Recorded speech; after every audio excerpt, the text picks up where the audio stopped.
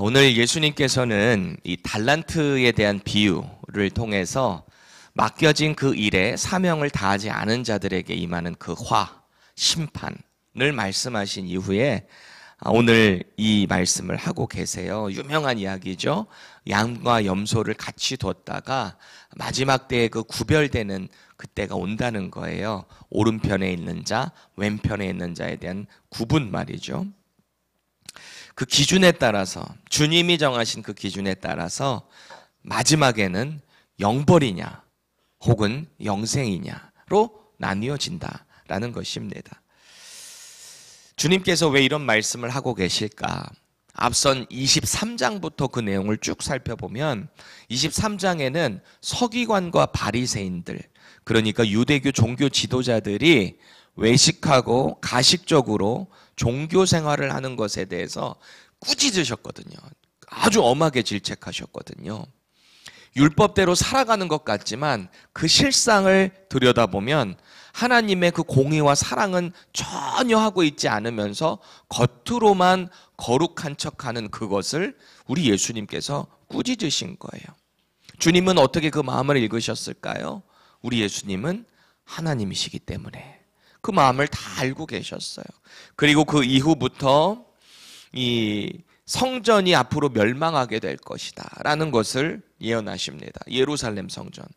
예루살렘 성전 하면 이스라엘 백성들에게 있어서 뭡니까?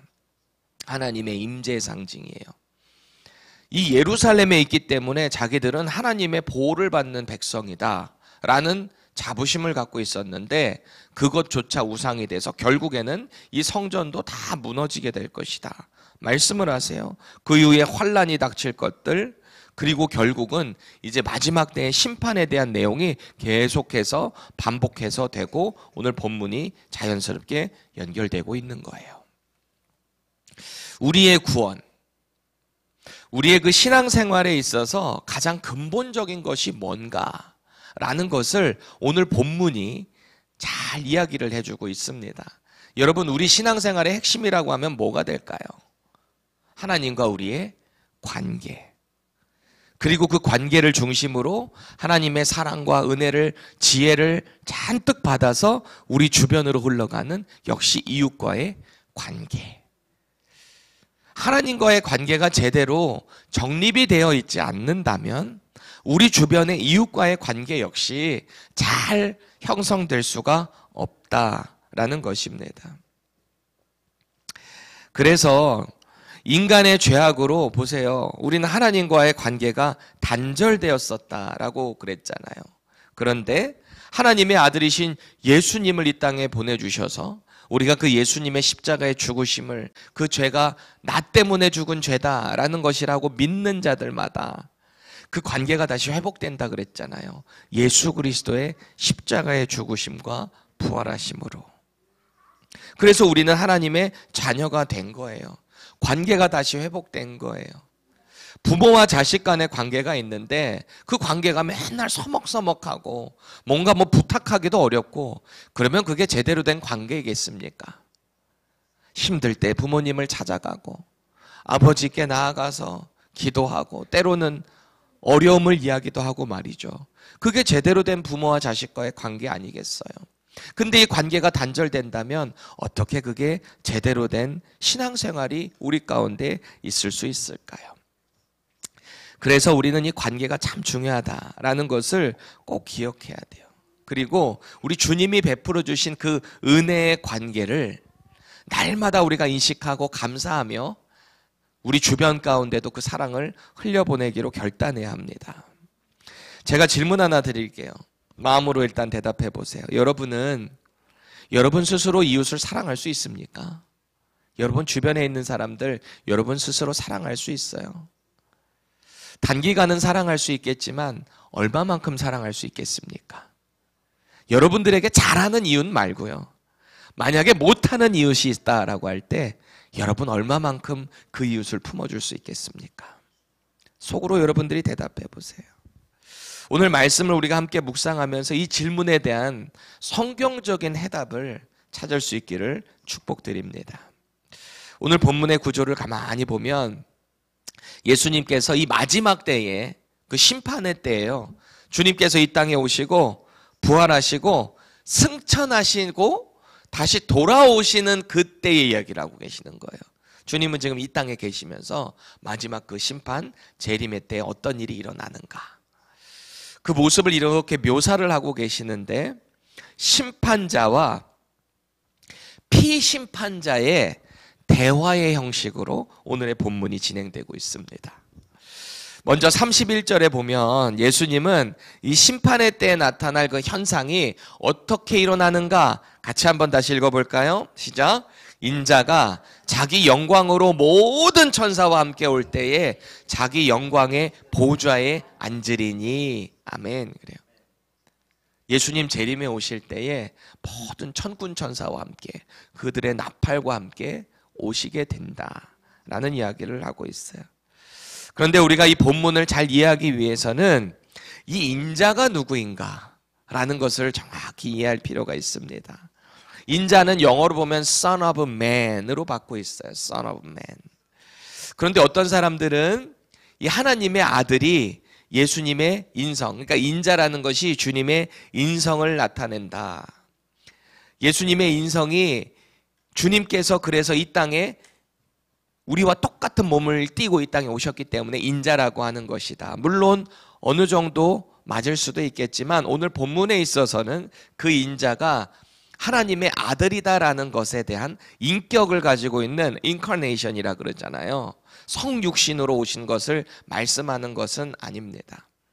물론 외적으로만 보면 그렇게 해석할 수 있겠지만 인자는 구약 시대에 많은 선지자들을 통해서 인자로 표현되는 분이 누구인가? 메시아의 또 다른 호칭이기도 합니다.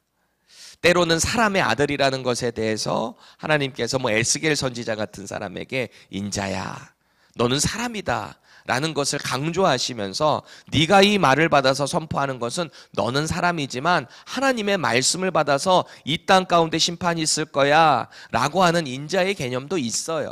그런데 많은 선지자들을 통해서 예언된 인자라는 표현은 장차 오실 구원자 메시아에 대한 다른 호칭이기도 하다라는 것입니다. 그래서 이사야 53장에 가보면 순환의 종이라고 번역이 되고 있고요. 다니엘 7장에 보면은 영광의 주, 그러니까 이 혼합된 명칭을 인자라고 메시아로 보고 있다라는 거예요. 특히 다니엘이 본 환상 중에 7장 13절에 가보면 인자에 대한 언급이 나오고 있거든요. 이것을 우리 현대인의 성경으로 한번 다 같이 읽어볼까요? 시작. 내가 또 밤의 환상 가운데 보니 사람처럼 생긴 분이 하늘의 구름을 타고 와서 영원히 살아계시는 하나님 앞으로 인도되었다. 누가 봐도 이 인자는 누군가요? 예수 그리스도, 메시아, 구원자라는 것을 알 수 있어요. 그래서 다시 말해서 인자라는 것은 단순히 사람의 아들 정도가 아니라 오늘 본문의 인자는 하나님의 아들, 다윗의 자손, 구주 예수 그리스도, 메시아의 칭호인 것입니다.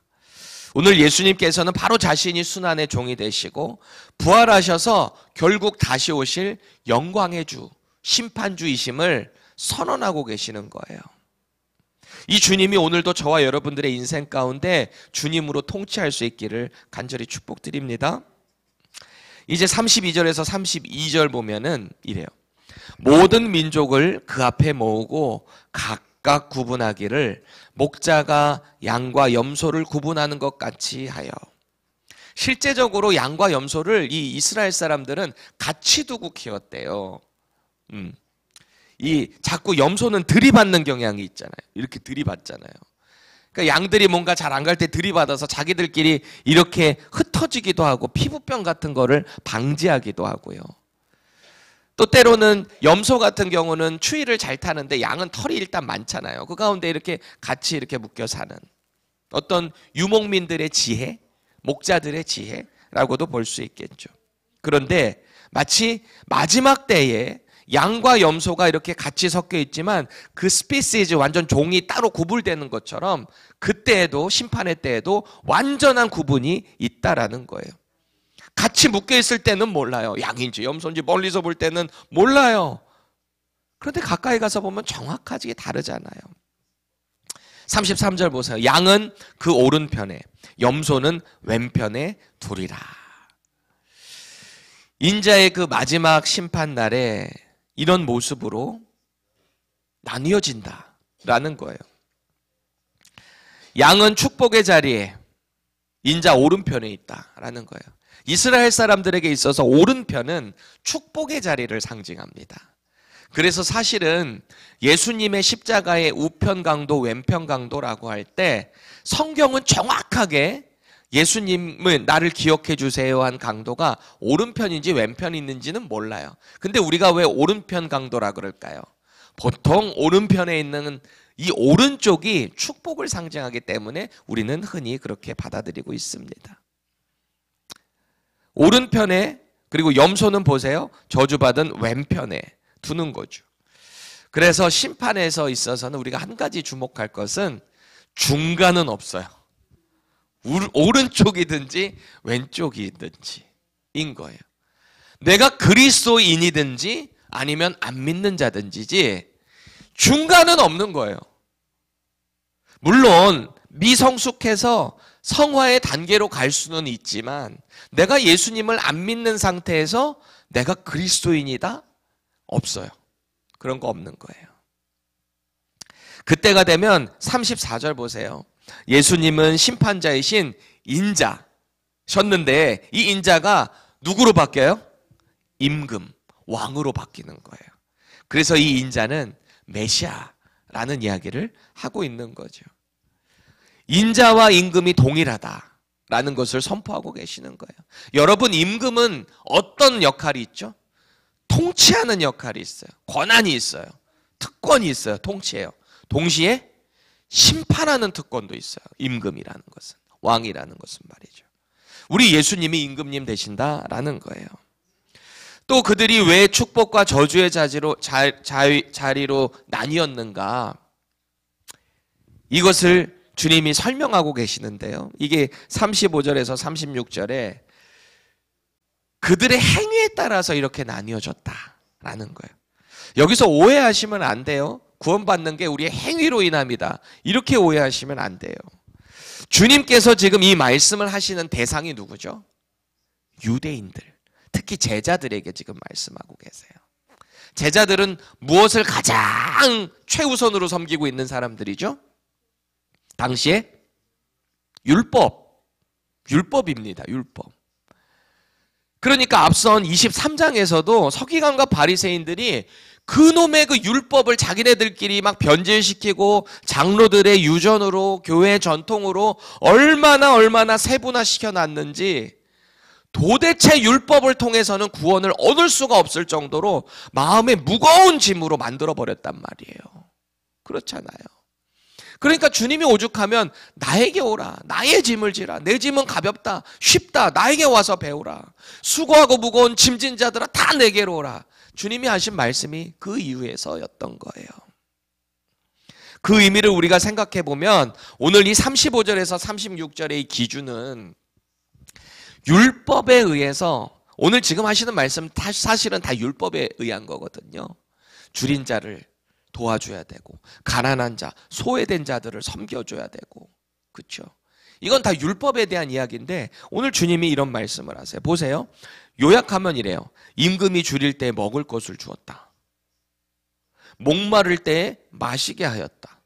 나그네 되었을 때 영접하였고, 헐벗었을 때 옷을 입혀줬고, 병들었을 때 돌봐줬다. 또 옥에 갇혔을 때 와서 봉양해줬다. 도와줬다라는 거예요. 특히 34절에서 복받을 자들, 이 표현은요 37절에서는 의인들로 바뀌어요. 그러니까 복받을 자들이 의인이다라는 말을 하고 있어요.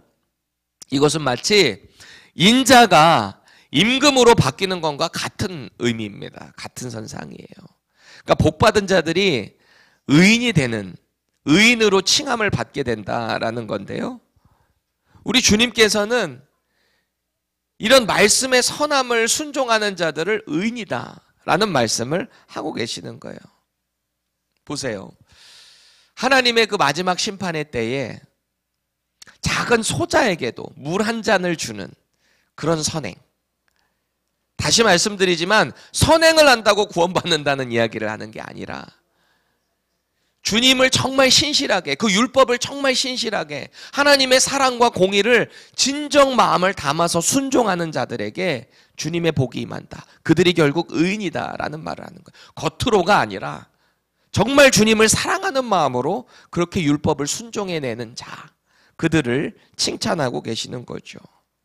이제 반대로 보세요. 왼편에 저주받는 자들은 그럼 왜 저주를 받는가? 41절에서 43절에 완전히 반대적인 말로 동일한 선상에서 말씀을 하고 계세요. 그들의 핵심은 뭐예요? 그 인자를, 임금을 외면했다라는 것입니다. 특히 여기서 반복되는 표현이 있는데요.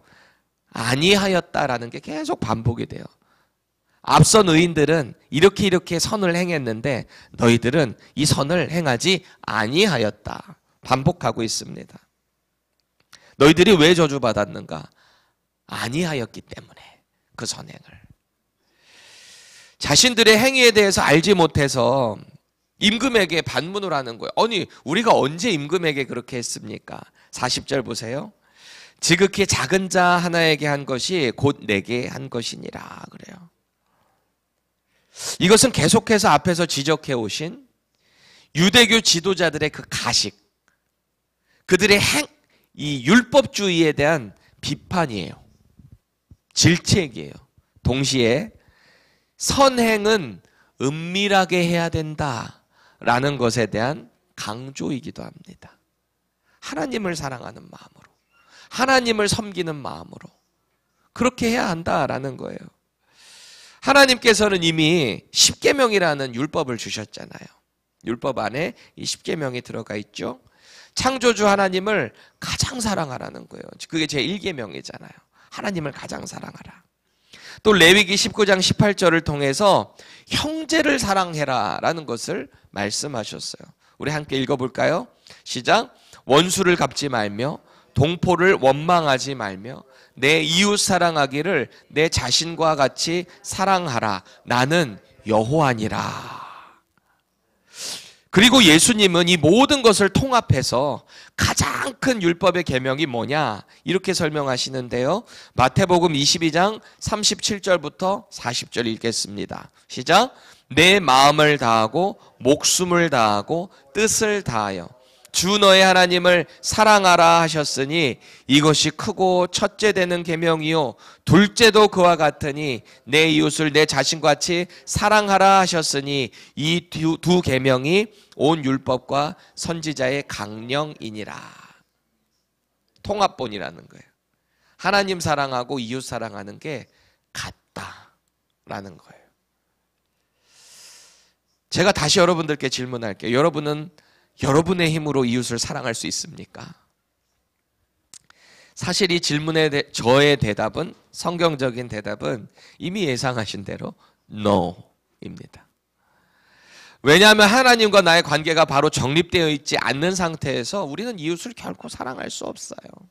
물론 잘하는 사람은 얼마든지 사랑할 수 있죠. 나에게 살갑게 대하고 나에게 도움을 주는 이웃에게는 얼마든지 우리는 그렇게 사랑할 수 있어요. 그런데 여러분을 향해서 핍박하고 욕하고 조롱하는 자들, 그런 이웃들, 이웃이라고도 하고 싶습니까? 유대인들이 그랬다는 거예요. 유대인들이.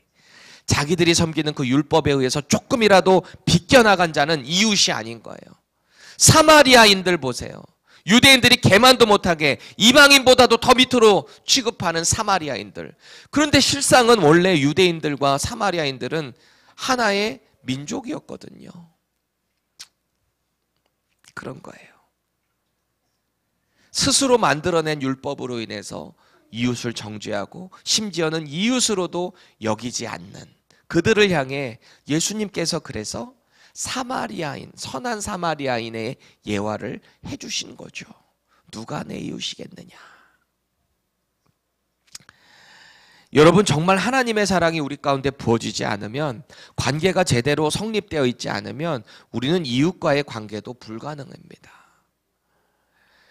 타종교에서 보면은 혹시 어떤 선행을 통해서 극락에 이른다든지 자기 만족을 채우기 위해서 어떤 이웃을 사랑하고 그것을 프랙티스 할지는 몰라도 이게 진심으로 우러나오는가? 그건 우리가 고민해 볼 필요가 있는 거예요. 우리가 정말 하나님의 사랑의 은혜가 우리 가운데 가득 채워지잖아요. 그러면은 우리가 하는 것 같지 않게 진심으로 그 사람을 불쌍히 여기게 되고 사랑할 수 있게 된다라는 것입니다. 그 사랑이 어디서부터 나오기 때문에 그럴까요? 하나님으로부터 오기 때문에. 그게 바로 하나님의 성품이기 때문에 그래요. 우리가 여러 번 이것에 대해서 배웠지만 여름에 아주 극심한 가뭄 가운데 쫙쫙 갈라져 있는 이 논밭과도 같다고 그랬잖아요.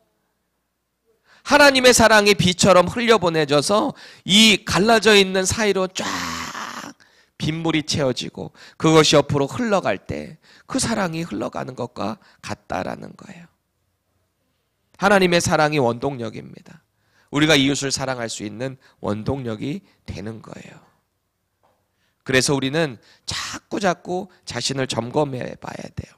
나의 신앙생활이 정말 하나님의 사랑으로부터 시작이 되고 있는지, 아니면 나의 종교생활, 나의 어떤 형식주의로 가 있지는 않은지 자꾸 자신을 점검해 봐야 한다라는 것입니다. 그리고 나는 이 사랑이 내 주변 가운데 잘 전달되고 있는지 말이죠. 그래서 우리 주님께서는 우리 이웃을 우리의 몸과 같이 사랑하기 위해서는 먼저 하나님을 사랑하라는 거예요. 근데 여기서 우리는 또 질문을 갖게 됩니다. 아니, 우리는 도대체 어떻게 하나님을 사랑할 수 있을까요? 이것도 의지적으로 사랑할 수 있는 겁니까? 우리가 하나님을 사랑하는 가장 근본적인 그 방법 하나는 뭘까요? 바로 예수 그리스도의 그 십자가의 죽으심이 나 때문에 죽으신 것이다. 하나님의 아들이 그 하나님의 사랑 때문에 우리 가운데 임했다라는 것을 깨닫고 믿게 될 때 그 하나님의 사랑을 깨닫게 되는 것도 우리 하나님께서 허락하시지 않겠습니까?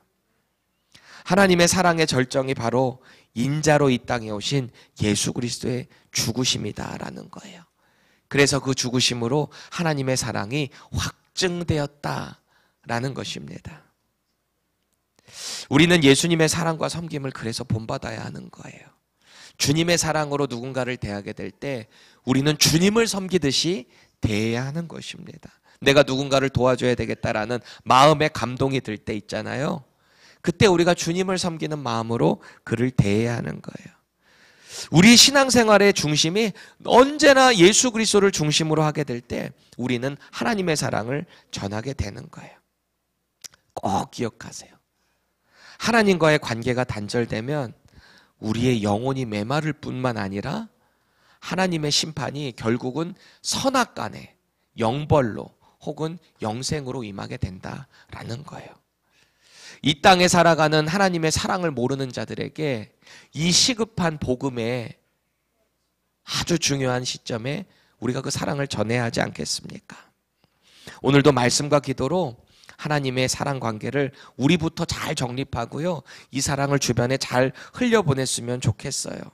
오늘 본문에서 주님이 말씀하시는 것은 어떤 악행을 저질러서 저주를 받는다는 것이 아니라 이웃과의 관계의 단절 역시 하나님의 심판의 대상이 될 수 있다라는 것을 우리는 꼭 기억해야 합니다. 우리 말씀 가운데 다시 한번 결단하십시다. 주님, 제가 주님을 더 사랑하기 원합니다. 그래서 주님의 사랑이 내 주변으로 흘러갈 수 있기를 원합니다. 오늘도 그렇게 살아가는 저 여러분들 되기를 축원합니다.